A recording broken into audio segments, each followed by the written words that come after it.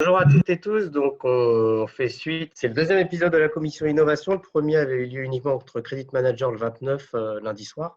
Et là, on a le plaisir d'accueillir Alice Fair. Dans le contexte actuel, on a vu qu'il y avait des discussions sur la pertinence de nos algorithmes internes, externes, les bases de données, les paramètres. Et on a vu qu'il y avait pas mal de choses qui avaient été mises sur le marché, Pour que lancées j'entende pas. avec une réflexion. Tout le monde m'entend? Oui, oui, Voilà. normalement tout le Oui, monde oui. t'entend. Il y avait Et juste donc, avec quelques une bruits. réflexion du coup sur comment agir et réagir au mieux. Et on a le plaisir d'accueillir Elisfer, qui va nous présenter son indice de résilience aujourd'hui, la démarche, comment ils ont fait, comment ils ont, entre guillemets, cartographié, pris en compte plusieurs éléments. Ce n'est pas juste uniquement un détour des codes NAF, ça va beaucoup plus loin. Et c'est pour ça qu'on les a invités et qu'ils ont accepté de venir pour nous expliquer leur démarche et comment ils ont et quelles ont été leurs réflexions pour lancer cet indice de résilience. Donc, je laisse la main à Alain Luminel d'Hélisphère euh, pour la suite et pour qu'ils nous présentent leur indice de résilience. Et n'hésitez pas à poser vos questions sur le chat. Oui, bonjour à tous, je suis Alain Luminel, je suis responsable du pôle expertise financière chez Elisfer. Donc à ce titre, je travaille avec toutes les directions d'Elisfer d'un point de vue commercial, mais également je travaille avec les data scientists pour la réalisation de scores sur mesure. Et j'ai également une casquette de formateur en interne, mais également formateur en externe pour donner des formations en analyse crédit. Donc, en tout cas, je suis ravi de participer à ce webinaire et de vous présenter cet indice de résilience. Donc, on va commencer par le contexte, Florian. C'est la slide suivante. Donc, au niveau du sommaire, on va rappeler les contextes et les enjeux. Je vous expliquerai un peu la démarche méthodologique qu'on applique pour l'indice de résilience, une présentation des deux indicateurs qui forment l'indice de résilience, qui sont un indicateur sectoriel et un indicateur financier. Et puis, écoutez, j'aurai le plaisir de débattre avec vous au jeu des questions-réponses. Contexte en jeu. Alors, pour rappeler le contexte aujourd'hui, Elisfer, nous fonctionnons aujourd'hui sur un score qui est un score de troisième génération. Et le parti pris a été, avec notre fédération, de ne pas toucher les algorithmes de notre score pour ne pas altérer l'activité économique en fait, des entreprises. Ce qu'on vit actuellement, c'est une crise sanitaire qu'on n'a jamais vécue, à la fois très contraignante de par les mesures de confinement, mais également très protectrice par les mesures qui ont été mises en place par le gouvernement et par l'Europe. Protectrice grâce notamment à la mise en place des PGE, des prêts garantis par l'État, et puis également des dispositifs de chômage partiel très avantageux aujourd'hui pour les entreprises. On va traverser une zone d'incertitude aujourd'hui parce qu'on sait que le PIB va reculer. Alors, la dernière estimation, c'est de 11%. Et on sait que quand le PIB baisse, et c'est une réalité en fait qui se restitue, en tout cas au niveau de chaque crise, c'est que l'investissement va également baisser. C'est une mécanique en fait qui est inhérente à toutes les crises. Donc, incertitude sur l'avenir parce qu'on sait que l'investissement devrait baisser de 25%. Donc, aujourd'hui, les enjeux sont été très simples. C'est d'aider aujourd'hui nos clients aujourd'hui à déterminer un risque de crédit durant cette crise qui risque de perdurer, je dirais au moins jusqu'à fin 2021 avec, nous l'espérons, une reprise de l'activité économique en 2022. C'est pour cette raison que nous avons créé donc l'indice de résilience Covid. Donc, voilà. Alors, simplement pour vous rappeler le contexte, pour revenir quand même un peu sur le contexte, ça me paraît important. Avant les défaillances, le nombre de défaillances 2019, on approchait 52 000 défaillances. Grosso modo, on devait arriver avant cette crise en dessous des 50 000. Donc, on avait une activité finalement économique qui continuait normalement d'une façon relativement satisfaisante. Et donc là, les derniers chiffres en fait qu'on remonte, ce sont des chiffres. En fait, on a des évolutions de défaillance. Donc, certains assureurs nous remontent en fait des estimations à 25-35%. Donc, on sera en tout cas proche des 20% de défaillance en plus par rapport à 2019. Donc, on devra arriver sur un niveau de défaillance qui devrait dépasser 60 000 entreprises en fin d'année 2020, avec une vague de défaillance qui va s'accélérer en septembre-octobre. Donc aujourd'hui, quand on regarde le nombre de défaillances, finalement, il est assez étal par rapport à l'année dernière. Ce qu'on constate, c'est qu'il y a énormément, en revanche, de demandes d'entreprises auprès de la médiation de crédit. Il y a aujourd'hui plus de 50 000 entreprises, plus de 5 000 entreprises, pardon, qui ont fait une demande au niveau de la médiation de crédit, notamment pour tenter d'améliorer les délais de paiement. Et on sait qu'une des premières causes de défaillance en France, c'est notamment la gestion du BFR. Donc, on s'attend à des éléments, en tout cas des incertitudes assez fortes sur le deuxième semestre et puis sur toute l'année 2020, où on risque de connaître en fait des bilans 2020 qui vont être fortement dégradés par la crise et parallèlement un rebond de l'activité économique, ce qu'on espère en tout cas en 2021, mais qui sera certainement plus visible sur 2022. Donc aujourd'hui, pour aider nos clients à pouvoir en tout cas gérer au mieux leur risque de crédit, nous avons créé un indice de résilience qui approche en fait, qui repose sur deux approches, à la fois une approche sectorielle et à la fois une approche financière. Slide suivant. Donc l'approche sectorielle, on a mis en place une méthode, c'est une méthode dite en entonnoir. On ne s'est pas contenté en fait de faire ce que font en général les grands organismes, de raisonner simplement par les grands secteurs d'activité, les 22 grands secteurs d'activité de l'INSEE. Donc, on fonctionne beaucoup plus en profondeur. Donc, nous, il nous a semblé en tout cas intéressant de travailler par sous-activité, donc par code NAF, et de travailler qualitativement sur les 732 codes NAF. Donc, on a une approche code NAF qui est en fait relativement précise. Alors, comment on fait? Aujourd'hui, on a un pôle économique chez Elisfer.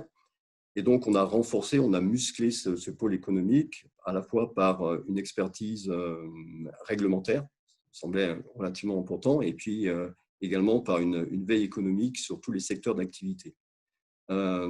Sur ces 732 codes NAF, on a donc une approche aujourd'hui qui se veut relativement précise, mais on va également au-delà de ces codes NAF. On est capable aujourd'hui de travailler par sirène. C'est-à-dire qu'aujourd'hui, on peut avoir, par exemple, pour vous donner un titre d'exemple, on sait que sur le secteur, par exemple, de la poissonnerie, on risque d'avoir à peu près 5 à 10% de défaillance en plus.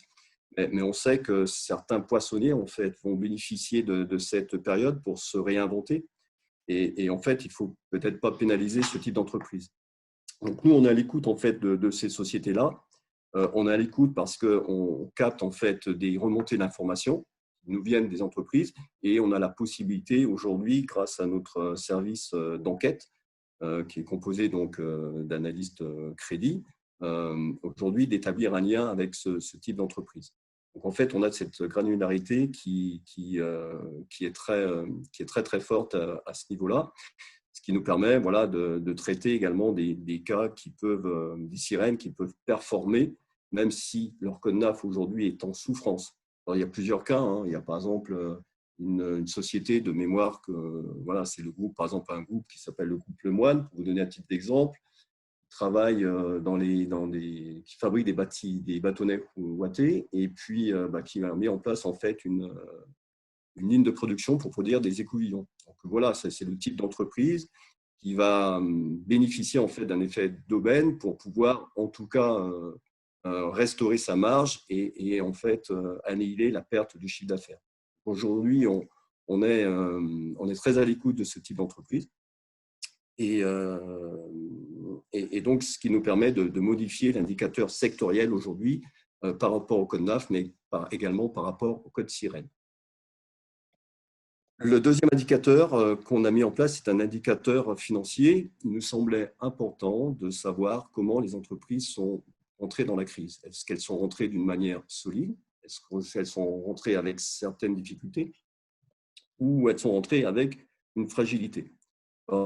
C'est important parce qu'en général, la crise va venir renforcer les entreprises qui sont par nature, qui sont fortes, puis va fragiliser encore plus les entreprises qui connaissent des difficultés. Donc, pour arriver à répondre à cette question, on a fait un travail par population aujourd'hui. Donc, on a créé 2 populations d'entreprises. Une première population avec les entreprises qui disposent d'un bilan récent, donc un bilan qui est inférieur à 30 mois. Et on a regardé derrière, finalement, quel était le score de cette entreprise. Si le score de cette entreprise, aujourd'hui, le score d'Elisphère va de 1 à 10, 10 c'est plutôt un très bon score.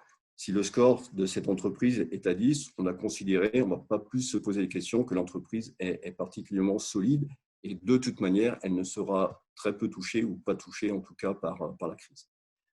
On a eu ce même raisonnement pour des entreprises qui sont très fragiles, donc qui sont cotées 3 chez Elisphère, voire 2 et 1. Par définition, ces entreprises-là vont faire partie de la première vague de défaillance. Et puis, il y a toutes les autres entreprises. Voilà. Il y a toutes les autres entreprises. Les autres entreprises chez nous qui sont scorées entre 2 et 9 et sur lesquelles on est finalement on est un peu indécis par rapport à cette entrée ou pas avec des difficultés dans la crise. Donc en fait, on est parti sur 2 indicateurs aujourd'hui, sur 2 marqueurs qui sont prépondérants en termes de crise. Le premier, c'est la marge brute d'exploitation. Pourquoi la marge brute d'exploitation? Parce que la marge brute d'exploitation, en fait, c'est un indicateur, c'est un marqueur qui permet de voir si l'entreprise génère du cash par rapport en tout cas à son activité. Et le deuxième marqueur, c'est un marqueur de liquidité au bilan. Alors un peu, c'est le principe, hein, c'est un peu le principe des 2 jambes. Une entreprise, c'est un peu comme nous, pour être solide, il faut qu'elle ait ces 2 jambes solides. Donc, la première jambe, c'est la jambe droite qui va mesurer finalement, est-ce que mon exploitation génère du cash, oui ou non. Donc, ça va être le rôle de l'excédent brut d'exploitation par rapport au chiffre d'affaires. Et puis, cet excédent brut d'exploitation, on va le regarder, mais par rapport au modèle économique de l'entreprise. Pourquoi? Parce que quand vous avez une marge brute d'exploitation de 2%, ça peut être relativement très bien pour un supermarché, mais imaginez que 2% aujourd'hui pour un industriel, ce n'est pas suffisant. Donc, nous, on va mettre en relief cette marge brute d'exploitation par rapport à l'intensité capitalistique. Et donc, on va se dire aujourd'hui, ben voilà, une société qui a une intensité capitalistique supérieure à 100%. C'est quoi une intensité capitalistique? Une intensité capitalistique, en fait, c'est le niveau de l'actif immobilisé. Donc, vous prenez l'actif immobilisé de la société, vous prenez son BFR. Donc, globalement, c'est sa fonction d'investissement et vous le regardez par rapport au chiffre d'affaires en pourcentage. Donc, ça veut dire qu'aujourd'hui, un industriel qui a une intensité capitalistique qui dépasse les 100%, parce qu'il faut qu'il investisse beaucoup pour produire du chiffre d'affaires, doit avoir une marge brute d'exploitation qui doit être logiquement supérieure à 10%. Donc là, on va établir ce premier marqueur. Et le deuxième marqueur, c'est un indicateur en fait de liquidité. Parce qu'imaginez que ma première jambe aujourd'hui, elle souffre un peu, elle tremble, je vais me reposer, l'entreprise va se reposer sur sa deuxième jambe, qui va être sa liquidité au bilan. Donc la liquidité, ça répond à la question, est-ce qu'avec mon actif aujourd'hui disponible à très court terme, je peux faire face à mon passif exigible à très court terme? Le passif exigible à très court terme étant les dettes fournisseurs et les dettes fiscales et sociales. Alors, dans l'orthodoxie financière, il existe 2 ratios, finalement, qui permettent de mettre en relief cette liquidité au bilan. Le premier ratio, c'est le ratio de liquidité générale. Alors, le ratio de liquidité générale, il est souvent utilisé, mais malheureusement, il comporte en fait aujourd'hui une fragilité, c'est qu'il prend en compte les stocks. Souvent, dans les stocks, ce n'est pas trop ce qu'on va trouver dedans.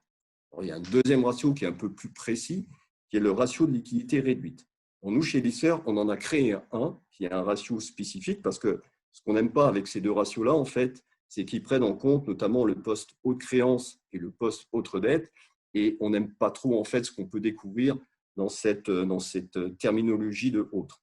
Donc nous, on a créé chez Elisphère un ratio qui est spécifique, qui est le ratio de liquidité réduite d'exploitation, qui va prendre en compte simplement le poste client, qui va prendre en compte les disponibilités au bilan, les valeurs mobilières de placement et mes disponibilités, et regarder derrière les dettes fournisseurs, les dettes fiscales et sociales, et s'il y a éventuellement des concours bancaires à rembourser. Puis on va regarder un peu si aujourd'hui, je vais pouvoir rembourser ces dettes à très court terme. À partir du moment où j'ai un ratio qui est supérieur à 0,50, on ne va pas trop se poser la question. Ça veut dire que l'entreprise dispose d'un bilan qui est quand même assez liquide, inférieur à 0,50. Le ratio est mauvais. L'entreprise, aujourd'hui, dispose d'un bilan qui est complètement illiquide. Donc, imaginez une entreprise qui, aujourd'hui, va rentrer dans la crise avec ces deux indicateurs, en fait, ces deux marqueurs qui sont pas bons, un marqueur de cash et un marqueur de liquidité qui est également mauvais. L'entreprise sera considérée mal rentrée dans la crise.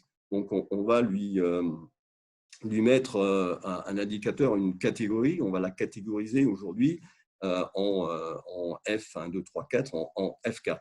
Si l'entreprise est rentrée avec des difficultés dans la crise, c'est-à-dire qu'il y a simplement un marqueur sur deux qui est favorable ou défavorable, on va lui mettre aujourd'hui une catégorie F2. Puis si l'entreprise est bien entrée dans la crise, c'est pareil, on va la catégoriser F1. Donc en fonction finalement de ces marqueurs-là, un marqueur de cash et un marqueur de liquidité, ça va nous permettre de répondre à ce type de questions. On a également des entreprises qui n'ont pas de bilan. C'est lié à la typologie. On a beaucoup d'affaires personnelles où on a des entreprises qui devraient avoir un bilan qui n'en ont pas, qui ne déposent pas leur compte, où on a des entreprises sur lesquelles on a un bilan qui n'est pas récent, un bilan 2017, 2016, voire 2015. Qu'est-ce qu'on fait pour ce type de population? C'est pareil, on va les mettre dans une catégorie au niveau de l'indicateur financier. Et là, on verra que dans cette catégorie-là, dans la matrice de transcodification, on verra que cet indicateur financier sera complètement neutralisé par l'indicateur sectoriel. Slide suivant. Donc, on va prendre un exemple dans la matrice de transcodification. Donc, je ne vous ai pas reproduit la matrice parce que c'est un peu, je dirais, notre cuisine interne. Simplement, vous pouvez très bien imaginer aujourd'hui qu'on peut avoir sur une entreprise un score qui est de 8 sur 10. Donc, un score avec une probabilité de défaut finalement qui est faible, définition qui est favorable, avec un indice de résilience qui est vert. Ça veut dire que l'indice de résilience qui est vert, l'indice de résilience vert, en fait, va prendre en compte à la fois un indicateur financier qui va être plutôt favorable, en disant que l'entreprise est bien rentrée dans la crise, avec un secteur d'activité aujourd'hui qui fonctionne bien. C'est-à-dire que dans les indicateurs d'activité, il y a 3 catégories. Il y a un niveau 1 sur quoi l'activité fonctionne quasi normalement. On a un niveau 2 sur lequel on a une activité qui est aujourd'hui considérée comme sensible, sur lequel on sait qu'il y a des pertes de chiffre d'affaires et des problématiques de marge. Et puis, on a un niveau 3, notamment, imaginez la restauration, par exemple, sur lequel on a un indicateur qui est 3, parce qu'on sait que là, la baisse du chiffre d'affaires est relativement importante. Elle dépasse largement les 50%. Et qu'en tout cas, il faudra plusieurs années pour que l'entreprise, en tout cas, retrouve son niveau de marge avant crise. Donc, au niveau de l'indicateur financier, il y a 3 catégories. Au niveau de l'indicateur financier, c'est pareil.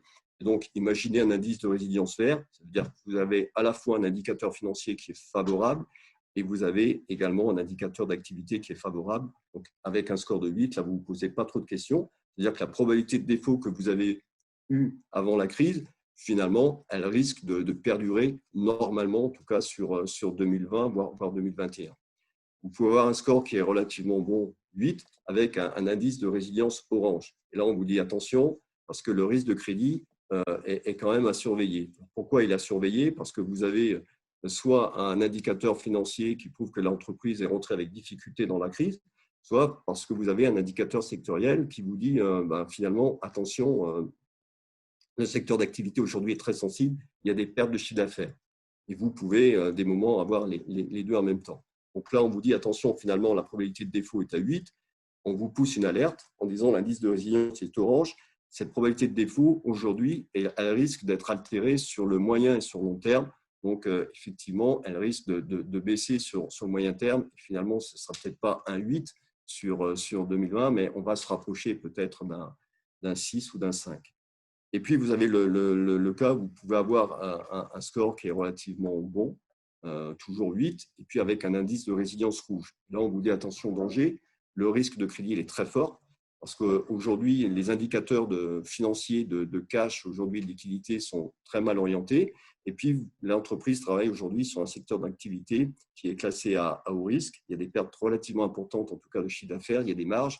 Et on prévoit, parce qu'on suit également aujourd'hui l'évolution des défaillances, et on prévoit en tout cas dans ce secteur d'activité des défaillances qui vont être fortes à partir de septembre-octobre. Donc là, on vous dit attention, ce risque de probabilité de défaut risque d'être atterré, mais cette fois à très court terme.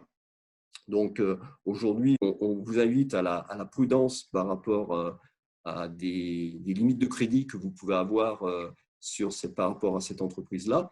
Et on vous invite, si vous avez des enjeux importants, en fait, à pousser plus loin en fait, vos informations. Donc nous, chez Elisfer, on dispose aujourd'hui d'un réseau d'enquête.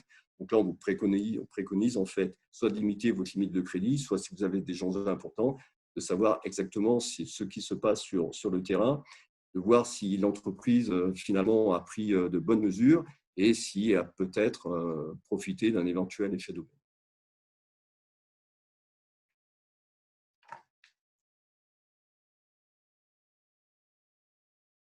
Donc, cet indice est un indice qui est complémentaire, c'est le sens aujourd'hui de la solution, aujourd'hui à notre score de probabilité de défaillance. Les deux, en fait, vont de pair. Donc là, vous avez un exemple aujourd'hui d'un indice sur notre plateforme Lipro. Donc aujourd'hui, sur cette entreprise, l'entreprise virtuelle de présentation, vous avez un score de 3 sur 10. Donc c'est un score qui est mauvais, donc avec une probabilité de défaut qui est assez forte. Donc vous voyez juste à côté l'indice de résilience Covid qui est orange. Ça veut dire que là, l'indice est classé quand même à risque parce que le secteur d'activité ou l'indicateur, en tout cas ici, c'est le secteur d'activité, ne fonctionne pas aujourd'hui normalement. Donc on sait qu'il va y avoir des pertes de chiffre d'affaires au moins de 50% et des baisses de marge aussi importantes. Donc dans une situation comme ça, il ne faut pas trop se poser de questions. Et bien sûr, de prendre toutes les dispositions parce que le risque sur cette entreprise est relativement fort.